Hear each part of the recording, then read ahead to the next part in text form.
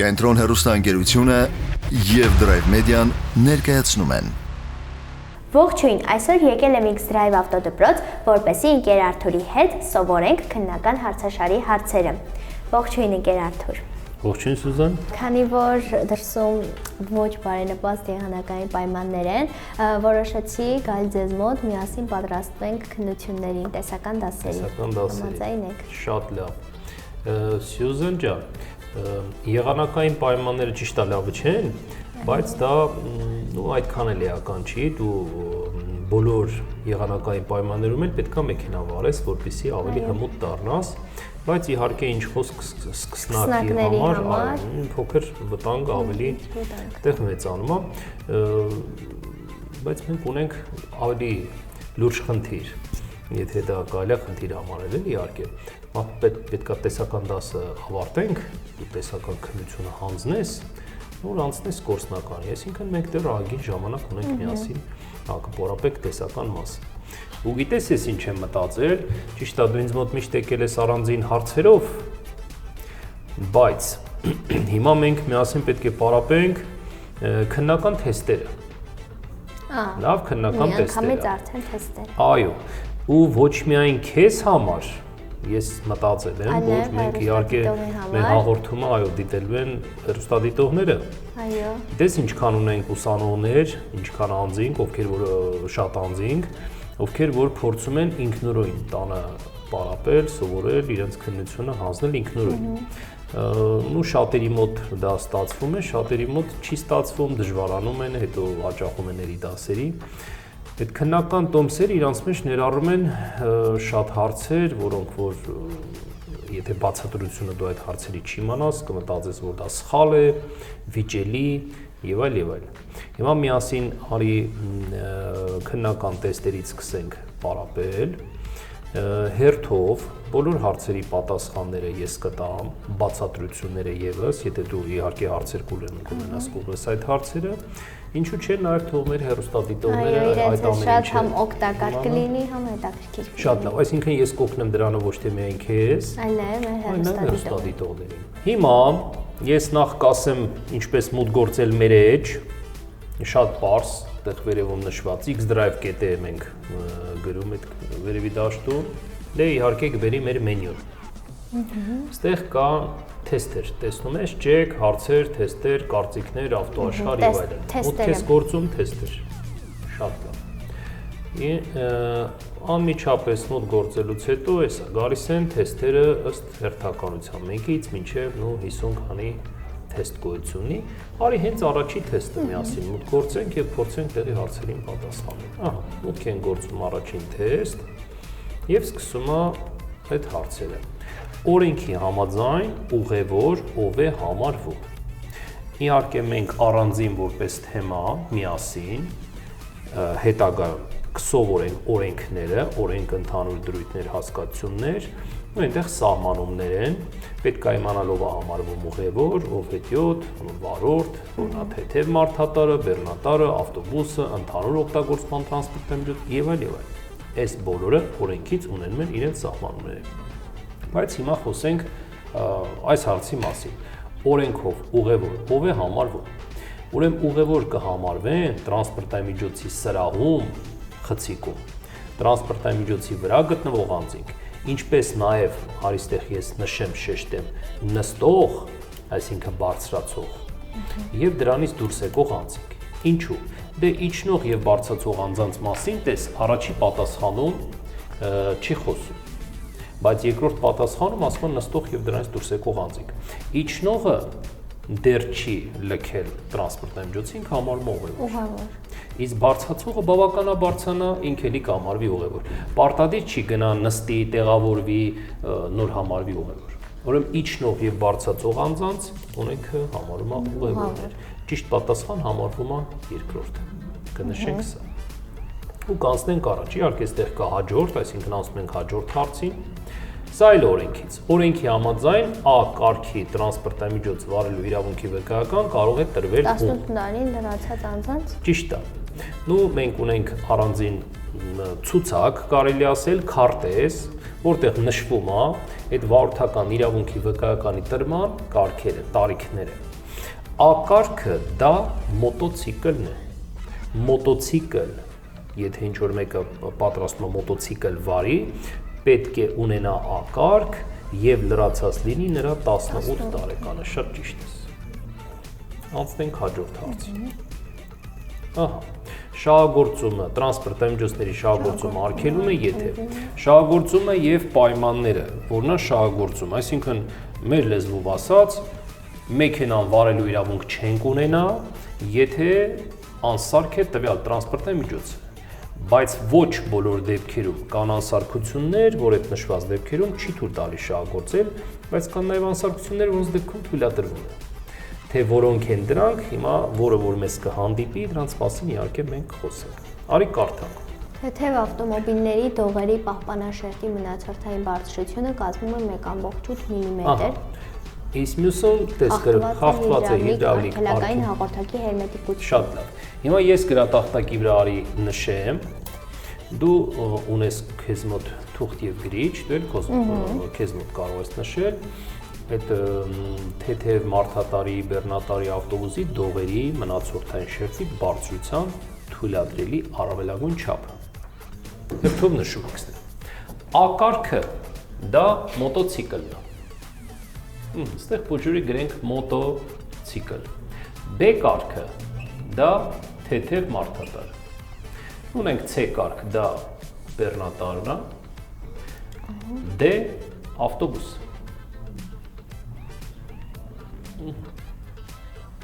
Մոտոցիկլ վարողը, եթե մոտոցիկլ է վարում, դողերի բարձրությունը չպետք է պակաս լինի 0.8 մմ-ից։ Իսկ թեթև մարդատարի մոտ 1.6 մմ։ B կարգը թեթև մարդատարներ, չէ՞։ Այո։ C-ն բեռնատարը դեն ավտո։ Ուրեմն C-ն բեռնատարն իր մոտ պետք է լինի 1 մմ, ավտոբուսը իր կրկնակին, այսինքն 2 մմ, ճիշտ է։ Այս նշված թվերը կողքը նշենք միլիմետրերով են, նշված թվերից պակաս չպետք է լինի։ Լավ, պակասի դեպքում շահագործումը կարգելվի։ Ինչքան պակաս լինի, այնքան մաշված, ճիշտ է։ Իսկ ինչքան մաշվածությունը շատ, այնքան վտանգը ավելի մեծ։ Ուրեմն ավելը նորմալ է, ավելի հետ գործ չունի։ Այո, ավելը գործարանը մեզ արտադրում ու վաճառում է մեզ վրա այդ անվադողերը, բայց պակաս այս նշված թվերից չի թույլատրում։ Լավ, սրանք են ամենավերջի կետերն։ Հիմա նայ, արի կարդանք առաջի հարցը։ Թեթև մարդատարի դողերի բարձրությունը 1.8 մմ։ Դա համարում է նորմալ, թե թեթև ավտոմոբիլները 1.8 բարձր է, նորմալ է։ Նորմալ է, շատ ճիշտ։ Նշանակում է շահագործումը կարգելվի այս երկրորդ դեպքում, երբ որ թաղթված է հիդրավլիկ արգելակային հաղորդակի հերմետիկությունը։ Արգելակում բառը մեզ հուշում է, արգելակման համակարգը այդ տառմազնոյ սիստեման է, չէ՞, մենք տենց ենք ասում։ Ուրեմն արգելակման համակարգի հետ կապված ինչ անսարքություն ուզում է լինի շահագործումը կարգել, որտեղ շատ կարևոր շեշտ դրված է արգելակման համակարգի վրա։ Յուրաքանչյուր անսարքություն։ Կարելի է այսպես ասել, եթե դու նախադասության մեջ կկարդաս ու կհասկանաս, որ տվյալ անսարքությունը վերաբերում է արգելակային համակարգին, միանգամից շահագործումը կարելի արգելել։ Նշում ենք այստեղ։ Անցնում առաջ։ Շատ լավ, մյուսը։ Այստեղ տրանսպորտային միջոցների շահագործումն արգելվում է, եթե բեռնատար ավտոմոբիլի դողերի պահպանաշերտի մնացորդային բարձրությունը կազմում է 1.6 մմ։ Արի մի բան ստոպ տա։ Տրանսպորտային միջոցների, այսինքն ավտոբուս, հա ճիշտ հասկացա, չէ, գրված է դեն ավտոբուսն է։ Հիմա մեստեղ հարցնում է բեռնատարի դողերը 1.6 է։ Ահա։ Դու հիմա նայ, C-ի դեպքում 1.6, C-ի դեպքում 1 է։ Այո, 1-ից պակաս չպետք է լինի։ Ավելի լավ է, նորմալ է։ Չի արգելվի շահագործումը։ Ուրեմն առաջինը։ Չէ, առաջինը նորմալ է։ Ուրեմն երկրորդը։ Շատ ճիշտ է։ Ահա, չի գործում պնևմատիկ արգելակային հաղորդակի նորից արգելակման համակարգի հետ կապված ինչ-որ ասած։ Երկու դեպքում են։ Չէ, հետո։ Մի փոքր պետք է լինել ուշադիր։ Լավ, եւս մի հուշում, այս շահագործման թեմայի հետ կապված ուշադիր եղի, ինչ եմ ասում, չկա հարց, որտեղ նշված լինի շահագործումը թույլատրվում է։ Ինքը միշտ քեզ հարցնում ասում, շահագործումը արգելվում է։ Շփոթեցնող հարց։ Չի շփոթացնում, ակի միշտ հարցնում է, հիշի, շահագործումը արգելվում է։ Որ դեպքում արգելվում։ Այս դեպքում նշում ենք այս դեպքը։ Եթե շահագործումը կարգելվի այս դեպքում կնշենք այս դեպքում, եթե երկու դեպքում էլ կնշենք երկու դեպքում էլ։ Բայց այս հարցի դեպքում շահագործումը կարգելվի։ Հասկացա՞ք, շատ է պետք կարդալ։ Այսինքն հարցի պահանջը պետք է հասկանալ։ Հարցի պահանջը որ հասկանաս, իհարկե ճիշտ կպատասխանես։ Հաջորդ։ Տես խաչմերուկի հետ կապված հարց։ Հիմա տրանսպորտային միջոցները խաչմերուկը կանցնեն հետևյալ հերթականությամբ։ Մեզ հարցնում է, թե ինչ հերթականությամբ խաչմերուկը կանցնեն տրանսպորտային միջոցները։ Մի հատ նայեմ նկարը։ Դու մի հատ ուշադիր նայ։ Տես ինչ որ լուսացույց, ճանապարհային նշաններ, տեսնում ես թե ոչ։ Լուսացույց չկա, բայց գլխավորի նշան կա։ Այո։ Գլխավորը առաջինից թվում է դեղին մեքենան կանցնի։ Հիմա ստեղ բացատրեմ, Սյուզան։ Նայ։ Դու ոնց ես մտածում, մի հատ ոնց ես կարծում եմ, որ առաջինը կանցնի դեղին մեքենա, որովհետև կա գլխավոր ճանապարհային նշան իր ճանապարհի վրա, որը արդեն հուշում է, որ առաջինը իր ճանապարհն է ու ինքը գլխավորում է գտնվում։ Դու ճիշտ ես, բայց կա մի հատ բայց։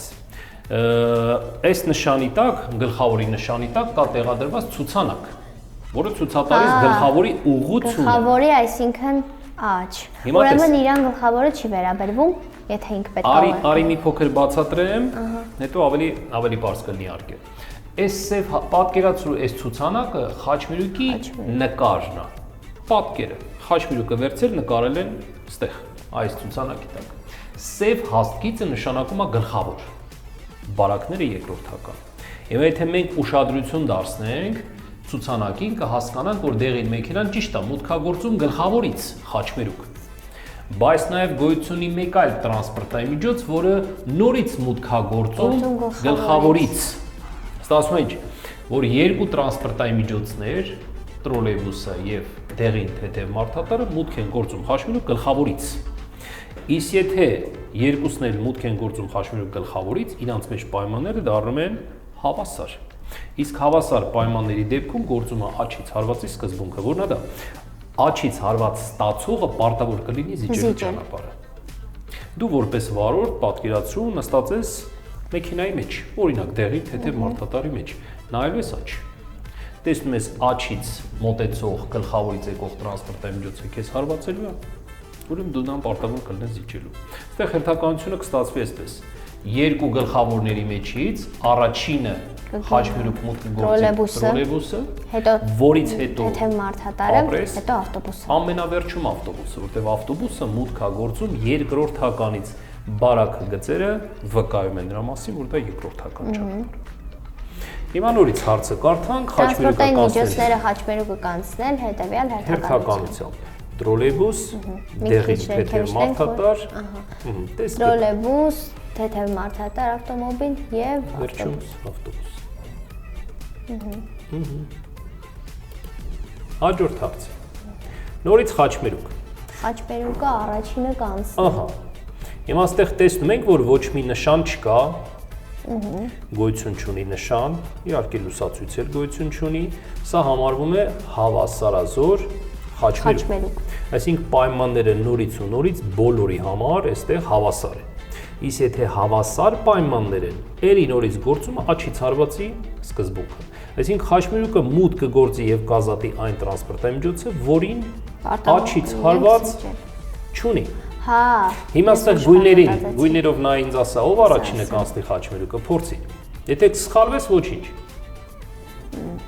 Առաջինը։ Ահա։ Սա ասեմ։ Ով չունի աչից մոտեցող, աչից հարված չի ստանալու։ Նա կանցնի առաջինը։ Դեղի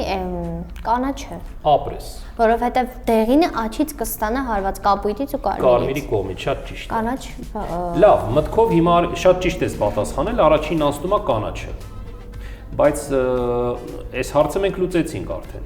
Բայց մի հատ ինձ ասա, կանաչից հետո, պատկերացրու կանաչը այլևս տեղում չի։ Ում աչքը կազատվի, ով կանցնի խաչմերուկը։ Պատկերացրու չկա կանաչը գնացել է տեղում։ Բայց այդտեղ ճանապարհի նշաններ չկան, որ։ Այո։ Այսինքն ով աչից հարված չի ստանալու նա է անցնելու։ Հա, Կանաչը էլի սկզբունքն է իհարկե։ Ուրեմն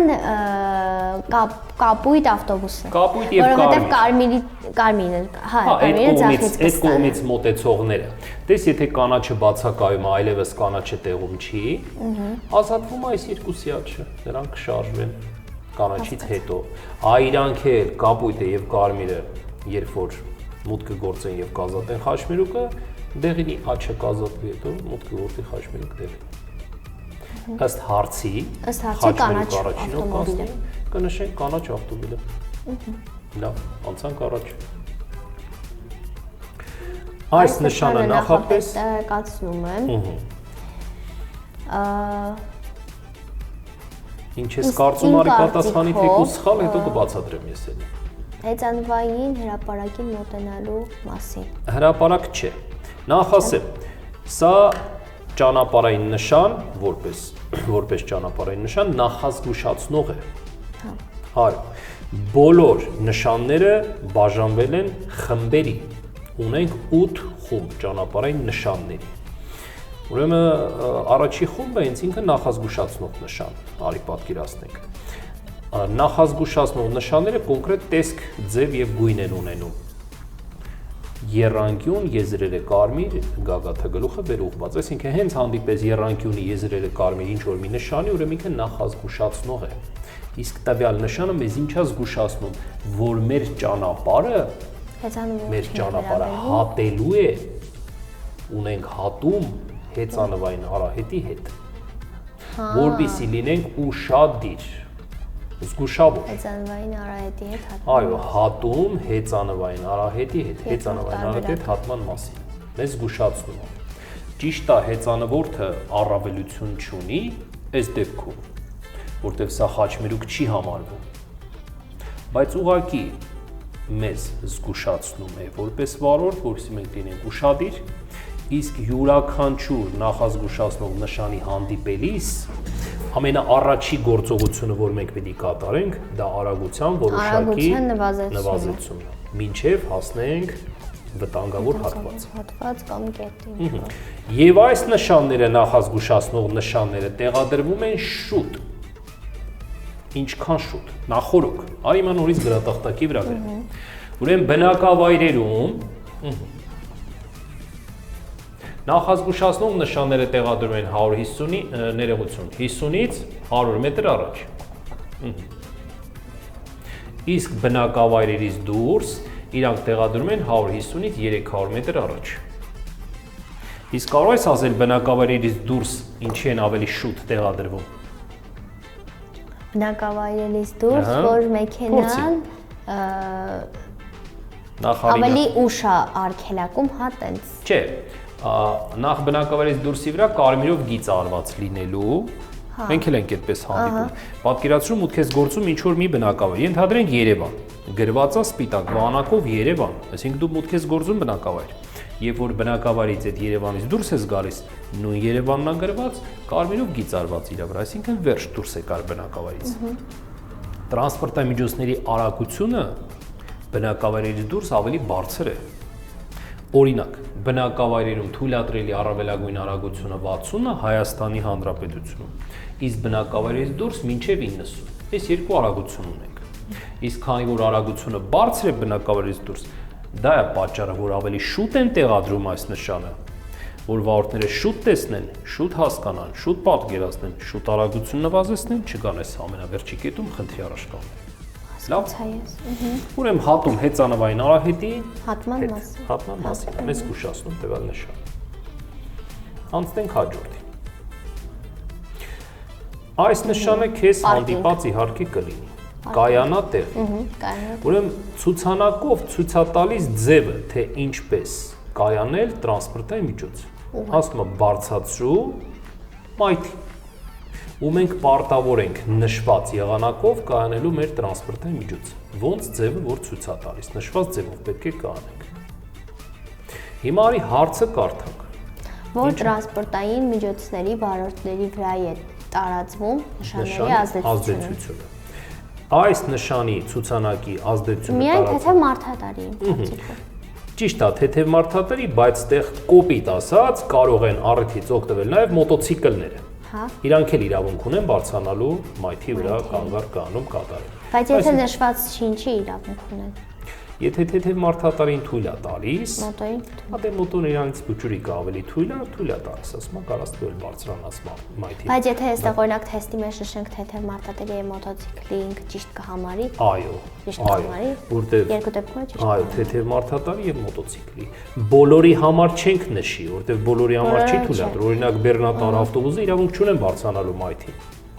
Լավ, կամ միայն թեթև մարդատար նշենք, էլի կամարի սխալ պատասխան, որտեղ մոտոցիկլ այդ դեպքում կհասկացվի, որ մոտոցիկլին չի թույլատրում, բայց մոտոցիկլին էլ է թույլ տալիս։ Հա։ Նշում ենք ճիշտ պատասխան թեթև մարդատար եւ մոտոցիկլ։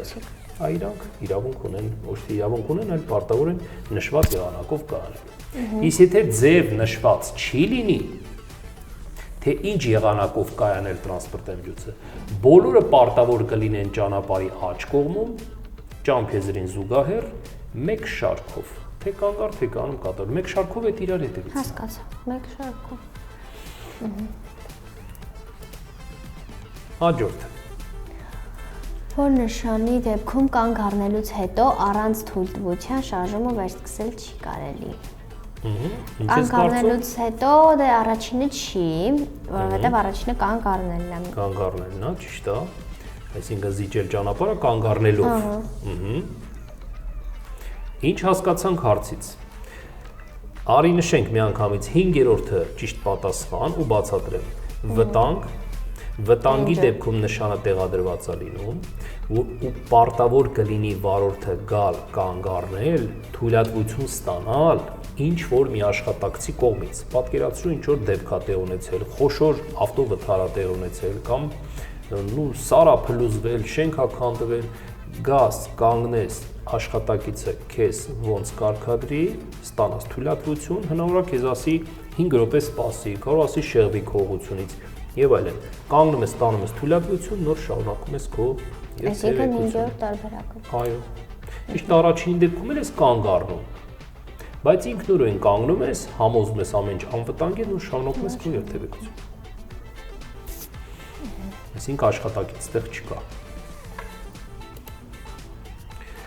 Կարմիր գույնի փարոսիկ միացրած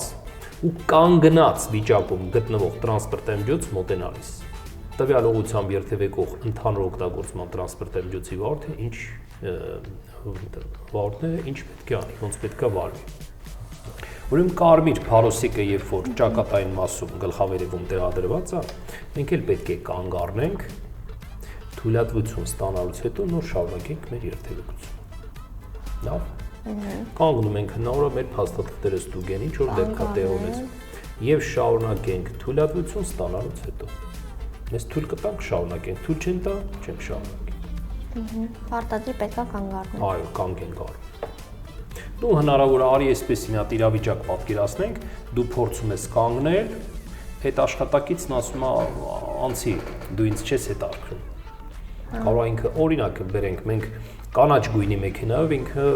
հանցագործին մանա գալիս կարմիր գույնի մեքենայով, բայց էլի ստանում ես թույլատվություն, ճիշտ է։ Այո։ Ուրեմն առանց թույլատվության չի կարելի շարունակել երթևեկությունը։ Սյուզան ջան, այս հարցը հասկացանք, ու ենք կանգ ենք առնում, շարունակում ենք երթևեկությունը միայն թույլատվություն ստանալուց հետո։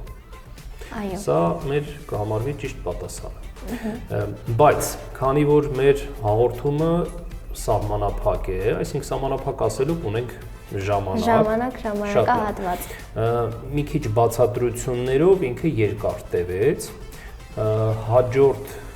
15 շարունակենք այս տոմսը ամբողջությամբ կավարտենք իրենց բացատրություններով եւ միասին կիմանանք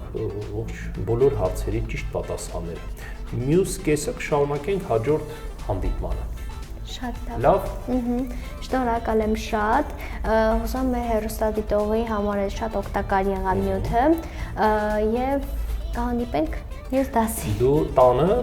այս ինչ որ մենք միասին ուսումնասիրեցինք, նայեցինք պարապի, եթե հարցեր կլինեն, կարող է ինչ որ մի բան չհիշես, մոռացել ես եւ այլն, կամ զանգի միջոցով, կամ հաջորդ դասին, որ ինձ կմոտենաս, միասին կքննարկենք, ուսումնասիրենք, նորից կնայենք, Շատ լավ։ նույն չենք նեղում։ Դե ինչ, այսօրվա համար էլ պատրաստել էի այսքանը։ Կարծում եմ բավականին օգտակար ստացվեց, իսկ ձեզ շատ հետաքրքրող։ Եթե ձեզ հետաքրքիր է, բաց չթողնեք մեր հաղորդումները։ Իսկ մենք կհանդիպենք հաջորդ շաբաթ ժամը 17-ին Կենտրոն TV-ի եթերում։